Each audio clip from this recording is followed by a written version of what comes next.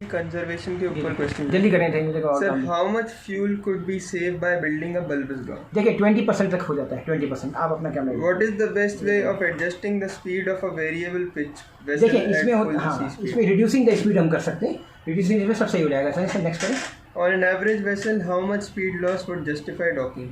Around half knot, 0.5 knots पे कोई मसला नहीं होगा। Sir, how often should a marine engine be calibrated for ignition? इसमें है आपका ट्वाइस ईयर में कोई मसला नहीं होता। ठीक है sir. What is most likely the problem if the engine is vibrating at low speed? Shaft problem होता है, शाफ्ट का। ठीक है ना। What is the advantage of converting to heavy fuel?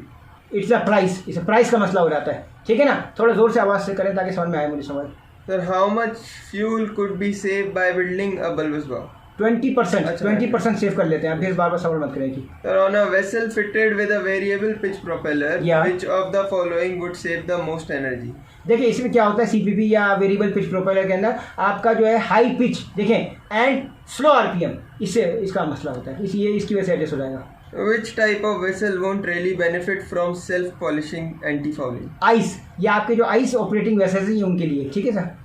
How often should a marine? अच्छा, ये हो गया मेरा। कल ये नहीं हो गया सर। कहाँ हुआ है? How often self-polishing anti-fouling need to be applied? ठीक है, इसका है एवरी, सुने मेरी बात, इसका है एवरी 24 मंथ्स, 2 साल। मगर मेरी बात सुने, एक और चीज़ बता दूं, ये जो इसमें है कि मरीन इंजन का कैलिब्रेशन ऑफ द इग्निशन है कि हमें कब करना है। How often should a marine engine calibrated for the ignition, इसका है हमें साल में 2 दफ़ा करना है। ठीक है ना। चलें ठीक है सर, मैं आपको बता देता हूँ। On an average vessel, how much speed loss would justify docking? ठीक है, इसका भी मैंने आपको बोला तकरीबन 0.5 नॉट्स। ठीक है सब। नेक्स्ट करें, नेक्स्ट करें, कर ले सर, कर लीजिए। पहले और भी कर लें, आपके पास और भी सवाल हैं, चेक करें। आपको मैंने लिस्ट दी थी नहीं, मैंने आपको जब सवाल आपने पहले कहा था ना, आपने कहा था हम बहुत सारे करेंगे, तो आपके पास 40 सवाल थे। आपने कहा था आज मैं 40 सवाल करूंगा, तो 40 के 40 सब कंप्लीट करें अपने। मैंने इसलिए बात की थी कि आज हम एनर्जी का सब टॉपिक्स 40-50 सवाल पर ख़त्म करें। चलिए नेक्स्ट करें। Sir, in a marine engine how much energy is lost in the form of heat? इसमें है आपका 50% तक चली जाती है। नेक्स्ट करें। After modification a ship is expected to save 10% fuel on a new propeller and 10% on an improved engine. What would be the total gain? Total gain 19% के करीब फ्यूल गेन हो जाता है आपका तकरीबन। नेक्स्ट करें। Which type of vessel is most fuel saving for a specific cargo? इसमें आपका है which type of vessel is most fuel saving? हाँ, देखिए बहुत सारे वेसल हैं। इसमें ये होता है कि लॉन्ग एंड आपका क्या कहते हैं पतला स्लिम वेसल टाइप की जो होते हैं छोटे, उसमें फ्यूल सेविंग ज़्यादा होती है। बड़े यूएलसीसी वगैरह उसमें थोड़ा मसला होता है, छोटे वालों में ज़्यादा फायदा हो जाता है। नेक्स्ट करें। What is the average roughness of a newly polished propeller?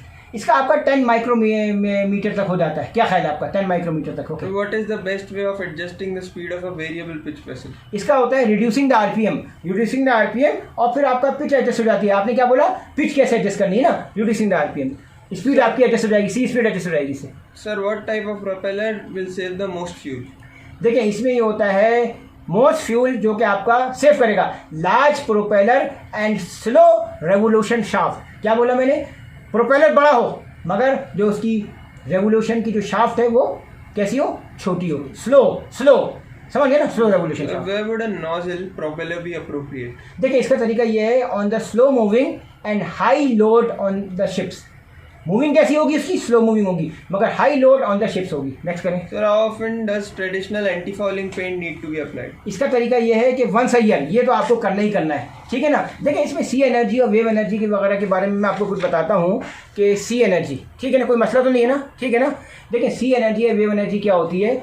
देखिए wave energies, waves are created under the influence of the wind. इस साइड पे कैमरा लिया है आप लोग अपना। ठीक है ना। होता क्या है फाइनली, क्या कितना टाइम हो गया सर आपका? 4 मिनट। 4 मिनट हो गए। होता क्या है, small ripples can become big waves depending on the strength of the wind, with them the waves carry energy. Then finally होता क्या, with the density depends on the volume of the liquid, acceleration of the gravity and the wave height in the order to extract his power from ocean bottom mounted as well as floating devices to be used। समझे मेरी बात? चलें सब।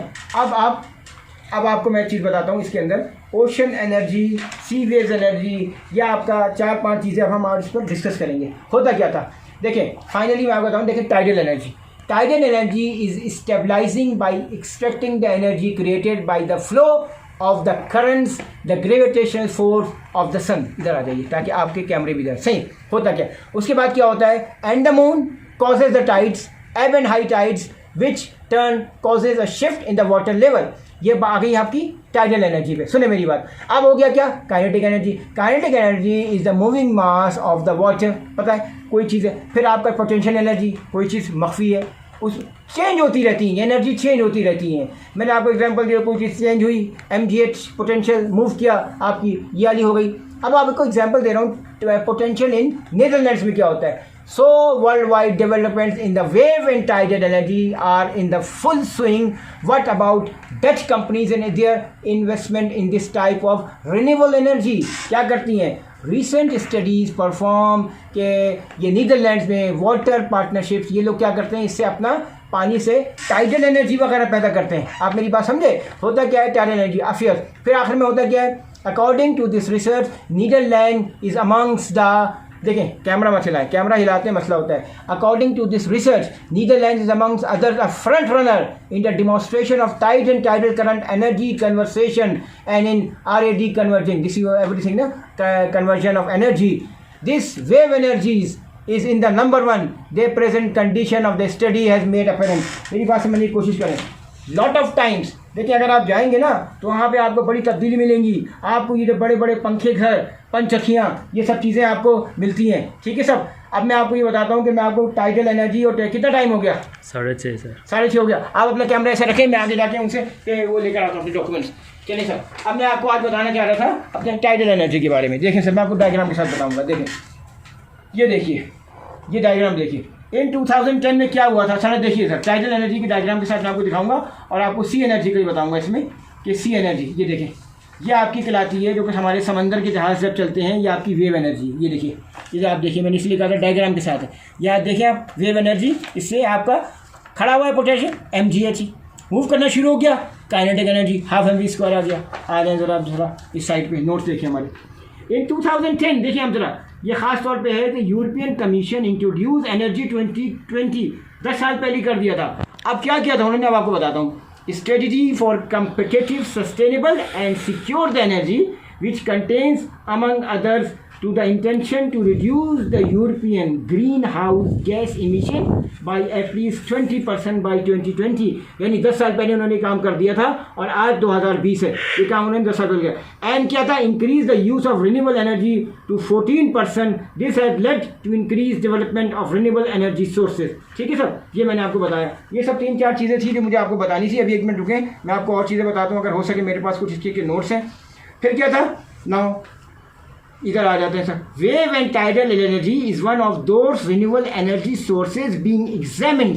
देखें sir, developed and tested and has been designated as an avenue of great potential in this same strategy. Maritime Holland divided into the sea of technologies available and current projects. ये काम उन्होंने 2010 में किया था और आज 2020 है. ठीक है सर, इसलिए मैंने इस टॉपिक को खास तौर पे मैंने कहा था मैं दिखाऊंगा. Although not everybody is optimistic, Siemens, for example, pulled out a tidal energy by divesting the part of their company involved. So, about 70% of the wave and tidal energy technology developers and development sites are located in Europe, according to the same European Commission. इसीलिए मैंने आपसे कहा था कि दुनिया के अंदर ये आपका हॉलैंड जो है ये बहुत ज़्यादा आगे चला गया था. इन्होंने टाइडल एनर्जीज़ वगैरह ये भी इस्टेब्लिश किया था by extracting the energy created by the flow of the currents, the gravitational forces. और इन्होंने क्या किया था, वर्ल्ड वाइड डेवलपमेंट्स में ये लोग जो थे बहुत आगे थे. खास तौर पे द नीदरलैंड्स वाटर पार्टनरशिप, इन्होंने क्या किया था NWP से and the Dutch ministry of economical affairs के साथ मिलके इनके पास एक बहुत अच्छी अपॉर्चुनिटीज थी. उन्होंने सारे हर्डल्स वगैरह क्लियर किए थे और फाइनली इन्होंने wave and tidal energy create की थी.